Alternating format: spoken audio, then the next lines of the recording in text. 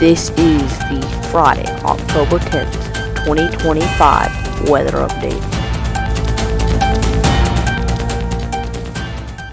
We will see a lot of flooding for Arizona and Utah, and I would be very prepared for that. We could see some destructive flooding in these areas, and if you're in these moderate risk, I'm keeping a close eye on it. And if I were in the moderate risks, I would be keeping a very, very close eye on it, and I would be weather aware today, because we're going to see some catastrophic flooding possible. Not as bad as I've seen earlier this year, but still, we're seeing catastrophic flooding. This is what the radar could look like in the next 16 hours. So you can see how much flooding we're seeing, and even in the slight risk, I'm still keeping a close eye on that for you guys in the slight risk. So just stay weather aware.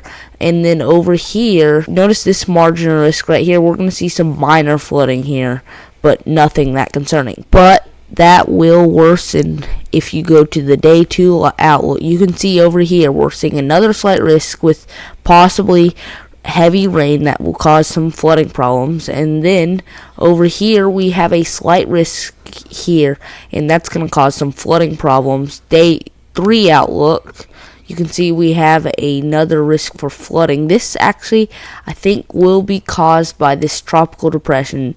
The tropical depression itself, I don't think there's anything to be concerned about for damaging winds or anything from this tropical depression, but we could see some rain from that. Then the day 4 outlook, we're seeing another round of flooding. I'm keeping a close eye on it, and if I were in here, I would be very weather aware over the next few days. So remember, I think around Arizona, New Mexico, and Utah need to be weather aware over the next 5 days. That is on Monday. This is on Monday of next week, not this week. And then we go to the day 5 outlook on Tuesday, and it slowly starts to die down, but we could see an upgrade to a slight risk here. On the day 3 outlook, we're seeing more flooding over here for Pennsylvania, on the coast, Pennsylvania and Virginia. So yeah, and then you can see if we go to the day 2 outlook, this is the day 2 outlook. This is tomorrow on Saturday. The day 3 outlook was on Sunday. You can see that we're seeing flooding on the day 2 outlook, and we're going to see a lot of flooding over here on the coast here. So we're just keep an eye. I would be aware if you're on anywhere near this coast for some flooding issues. This is how much rain we could see in 1 to 5 days. You can see this is the outlook for 1 to 5 days. You can see over here we could see around 5 inches of rain over here. Some areas of 5 inches. I would say 4 to 5 inches over here in this area, and then as you go farther out it gets less, but we still need to be concerned anywhere in this area.